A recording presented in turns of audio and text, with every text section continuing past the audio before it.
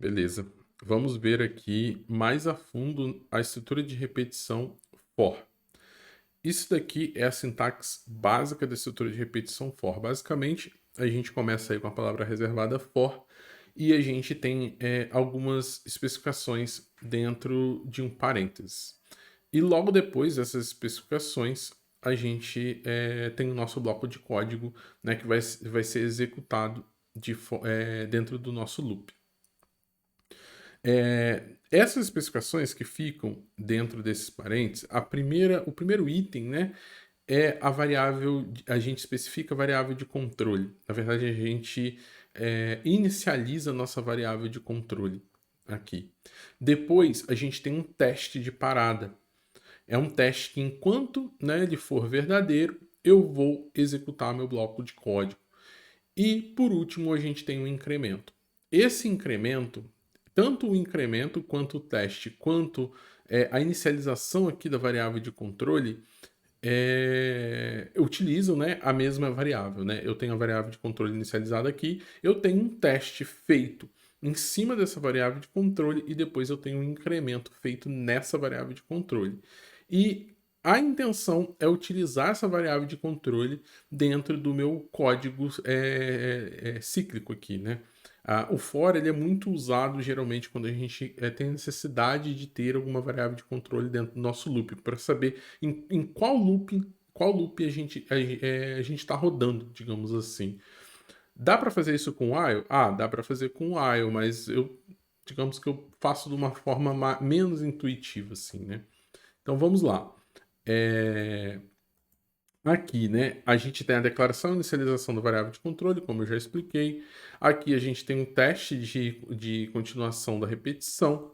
E aqui a gente tem um incremento da variável de controle. Vamos pegar aqui um código em Java, né, de uma estrutura de repetição for, e aqui a gente consegue ver exemplos, né, da nossa declaração e inicialização da nossa variável. Nada de novo aqui, né? Int i é igual a zero, ou seja, eu estou inicializando, eu estou declarando uma variável i, né, e estou inicializando ela com zero. É muito frequente a gente utilizar essa variável aqui com o nome i. Sempre, assim, não é regra, você pode colocar qualquer nome aqui, mas, sei lá, na esmagadora maioria dos casos vocês vão ver essa variável aqui chamada i. Aí legal. Aí aqui, no segundo item, a gente tem um teste de continuação, ou seja, enquanto i, né, for menor que 4, ele vai ficar fazendo esse loop. Como que a gente sabe disso, né? No primeiro loop ele já vai testar. I é menor que 4. I é menor que 4, ele vai fazer o loop. Aí vai incrementar o i. Eu não vou precisar incrementar meu i dentro do meu código aqui. Eu não preciso, né? E o i já está sendo incrementado aqui na minha própria estrutura de repetição for. Aí legal, aí o i vai incrementar, quando o i chegar em 4, ele não executa meu bloco de código. E aqui, né, por último, a gente tem o incremento. Eu coloquei o incremento aqui de uma forma bem explícita. Coloquei i é igual a i mais 1, para a gente entender que a cada passo, né, a variável i vai receber o valor que já existe nela mais 1. E aqui no caso, no nosso caso, o nosso bloco de código, ele simplesmente vai exibir a variável i para a gente ver a contagem. Bacana. Aqui, né? Deixa eu só voltar o slide aqui para vocês verem. Observem aqui, né, que a gente tem o nosso incremento aqui bem explícito, i igual a i mais 1. Só que na prática, geralmente a gente vê i mais mais. Raramente você vai ver dessa forma aqui alguma coisa diferente disso. Sempre a gente vai ver i mais mais, ou j mais mais, ou k mais mais. Geralmente a gente usa essas letras aí para essa estrutura de repetição for. Lembrando, né, que eu já expliquei, i mais mais é o mesmo que i é igual a i mais 1. E aqui a gente vai dar um exemplo, né, da execução de um for. A primeira coisa, né, na execução que o Java vai fazer é inicializar a nossa variável i com valor igual a zero. Depois ele vai testar se i é menor que 4. Né? E inicializou com zero, logo i é menor que 4, então ele vai seguir, né? Ele sabe que i é menor que 4. Aí, lembrando, ó, ele inicializou, ele testou, E aí agora ele não incrementa, ele vai executar meu bloco de código, é assim que funciona. Aí ele vai imprimir 0 na tela, aí sim, depois ele vai pegar e vai incrementar. E agora passa a valer 1, né? Porque i mais mais é i é igual a i mais 1, né? Eu tenho a i é igual a 0 mais 1, né? Por isso que i vale 1. Legal. Aí depois que ele incrementa, ele pega e testa. Beleza, ele vai testar se i é menor que 4, i é igual a 1. Logo, i não é menor que 4, ele vai executar, né, o meu systemout.println, ó, tá vendo? Ele voltou true. Ele vai pegar e vai imprimir 1 na tela.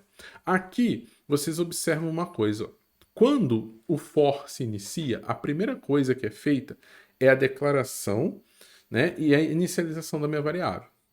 Depois é feito o teste. Depois do teste, o teste sendo verdadeiro, ele vai cair e vai executar meu bloco de código. Se o teste for falso, já era. Ele finaliza e nem executa o bloco de código. Mas o teste sendo verdadeiro, ele vai cair aqui dentro do meu bloco e vai executar. Depois, ele vai vir e vai incrementar minha variável de controle. Aí, no próximo loop, né, no próximo for, ele não inicializa de novo. Obviamente não. Agora ele só vai fazer o teste. Aí ele faz o teste, sendo verdadeiro, ele vai executar meu bloco de código, vai incrementar. Ele vai fazer, aí depois vai fazer o teste, vai executar vai executar meu bloco de código e vai incrementar. Até esse teste ser falso e finalizar. Então, ó, só recapitulando. For começou, inicializa minha variável, faz o teste, sendo verdadeiro, executa meu bloco de código. Volta para cá, incrementa a variável, faz o teste, sendo verdadeiro, executa meu bloco de código. Volta para cá, incrementa minha variável, faz o teste. Vamos supor agora que é falso. É falso, finaliza o meu ciclo for e continua o programa. É assim que funciona. Aí a gente parou aqui, ó. Imprime 1 na tela. Legal. Aí terminou de executar meu bloco de código. Agora ele vai incrementar i e agora vai passar a valer 2. Ele vai testar, né? Se i é menor que 4, logo i é menor que 4, então dá verdadeiro. Ele vai executar e vai imprimir 2 na tela, que é o valor atual de i. Depois ele vai incrementar, né, i de novo, e passa a valer 3, né? Depois ele vai testar se 3 é menor que 4. 3 é menor que 4, vai ser verdadeiro. Ele vai executar meu bloco de código novamente, vai imprimir 3 na tela. Depois vai incrementar i e vai passar agora a valer 4. Ele vai testar e agora, né, o meu teste dá falso. Então, ele finaliza a repetição. É assim que funciona, né, a estrutura de repetição for ou laço for no Java. Então é isso, gente. Existem outros tipos de for. Ao longo das aulas aí, a gente até vai... muito, muito, muito depois eu posso até mostrar outros tipos de for para vocês, mas inicialmente a gente vai focar só nesse para não confundir a nossa cabeça. Só com esse daqui a gente resolve 99, se não 100% dos problemas de lógica de programação. E é isso. Até a próxima aula aí.